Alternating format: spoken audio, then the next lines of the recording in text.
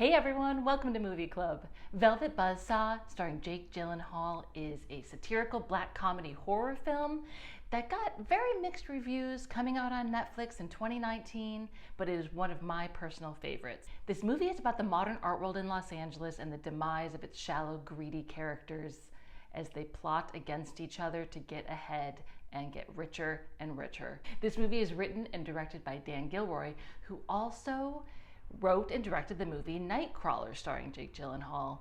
Similar sort of subject matter in that it's this fun, unique world with a character who starts out with a genuine passion for his craft, and slowly he draws everyone into his small circle of hell as the only thing he thinks about is his ambition, greed for more money, and success. In general, I'm just a huge fan of vibrant, fun worlds that can make fun of themselves.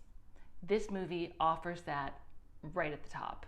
Jake Gyllenhaal plays Mort Vanderwalt, a art critic who is on top of the world. Everyone goes to him, through him, if you need your art to sell. He's a fantastic character in his own little world. He can't even help himself. He's just so self-involved. Rene Russo, Dan Gilroy's wife in real life, is fabulous as a successful art dealer who started out as a small-time artist who was just in it for the love of the craft. And now she's a purveyor of good taste, as she says, and she is a multi-millionaire because she knows exactly how to sell people something that's not real. Redora has this perfect line that sort of sums up this entire world. The line goes something like, "We're not selling durable goods. Perception is as thin as a bubble." I've been involved in the art world, somewhat of an artist myself, been surrounded by artists, and that's just a fascinating thing about art, isn't it?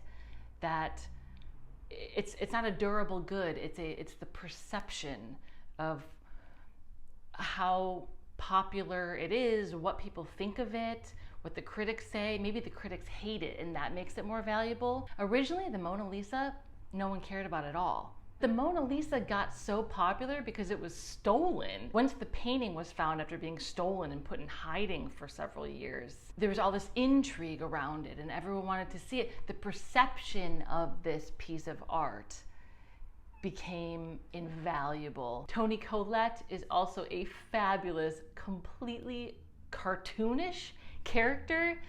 So self-involved, you just gotta love her for it. She plays Gretchen, who works at LACMA, the Los Angeles Contemporary Museum of Art. Gretchen has another really poignant line in this movie.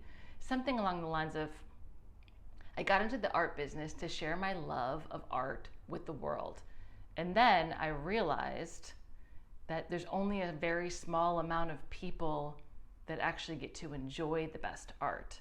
So she becomes a dealer for a private owner. John Malkovich, another fantastic character who's incredibly self-involved. He plays Piers, a famous artist who sort of has become a has-been. He was in his prime as an artist. He was a raging alcoholic and made this genius work that people just threw money at him, and he was at the height of his game. And now he's older and he's sober now, and he's completely uninspired, and he's lost his passion for the work, even though now he's a multimillionaire and his dreams as an artist have been achieved. But he's lost the love and the joy of making it. Zawe Ashton plays Josephina, an assistant for Redora, who's trying to make her way up the ranks and become a millionaire off of this art. The catalyst of the movie, Josephina comes home to her apartment in Los Angeles one night, and there's an old man who's died in the hallway in her building. She goes into his apartment to discover this plethora of incredible, unique art. Of course, she's going to try and make money off of it. This is her ticket up into the ranks of being able to compete with Redora and John Don Don. We soon discover this old man artist was a recluse with a tragic, horrendous, abusive past. He spent years and years alone, just pouring everything he had into these pieces of art, and he wanted them all destroyed when he died. There is a dark supernatural force in this art that is out to destroy every single person whose greed makes money off of it. Natalia Dyer plays Coco, who's another assistant at Rodoro's gallery, who only lasts like a couple days because she's actually too sweet and innocent and too much of a good person to make it in this cutthroat world. The viewer sort of connects with her as the normie. Like, she's seeing all these people stab each other in the back, and they're just horrible, shallow people, and they're completely miserable, but you know, they're successful and they have a lot of money, so woo! They're living their best lives.